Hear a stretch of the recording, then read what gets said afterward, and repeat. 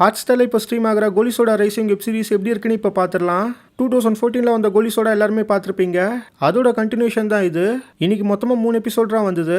So ஸ்டோரியில் இவங்க பெருசாக எதையும் ரிவீல் பண்ணலை. நைட்டு அந்த 4 பசங்க கூட சேர்ற மாதிரி கோலி சோடா 1 முடியும். இப்போ ஆச்சிமேஸோட அடுத்த பிரான்ச்சாக கோயம்பேடுலேயே பக்கத்தில் ஒரு இடத்துல ஸ்டார்ட் பண்ண அந்த 4 பசங்களும் பிளான் போடுறாங்க.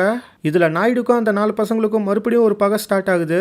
இதுக்கடுத்து நடக்க போகிற சம்பவங்கள் தான் அடுத்தடுத்த எபிசோட்ஸில் வரும். ஆக்சுவலாக இந்த 4 பசங்களை சுற்றி மட்டுமே ஸ்டோரி ட்ராவல் ஆகலை. சேரன், ஷாம், விஜய் டிவி புகழ், பிப்பக்கிட்ட அடிக்கிற கேரக்டர், போலீஸ் உமன், இவங்களோட கிளைக்கதைகளும் இதில் இருக்கு. இவங்களோட ஸ்டோரியும் ஃபர்ஸ்ட் 3 எபிசோடில் லைட்டாக டச் பண்ணியிருக்காங்க. இனி வரப்போகிற எபிசோட்ஸில் இவங்களோட ஸ்டோரியை விஜய் மில்டன் எப்படி கொண்டு போக போறாருன்னு வெயிட் பண்ணி பார்க்கலாம். ஃபர்ஸ்ட் 3 எபிசோட் பொறுத்த வரைக்கும் ஆஹா ஊஹோ லெவலில் இல்லைனாலும் என்கேஜிங்காக இருந்தது. ஒரு எபிசோடும் 30 நிமிஷம் தான். ஸோ பெருசாக எங்கேயும் போர் அடிக்கலை. பொதுவாக ஒரு வெப் சீரிஸ் 4வது எபிசோடில் தான் ஸ்பீட் ஏறும். இதில் ஃபர்ஸ்ட் 3 எபிசோட பார்க்குறப்ப அடுத்தடுத்த எபிசோட் நல்லா போகுங்கிற மாதிரி தான் எனக்கு ஃபீல் ஆகுது. செக்ஷுவல் கண்டென்ட் இந்த சீரீஸில் பெருசாக எதுவும் கிடையாது. ஆனால் பேட் வேர்ட்ஸ் வரும்.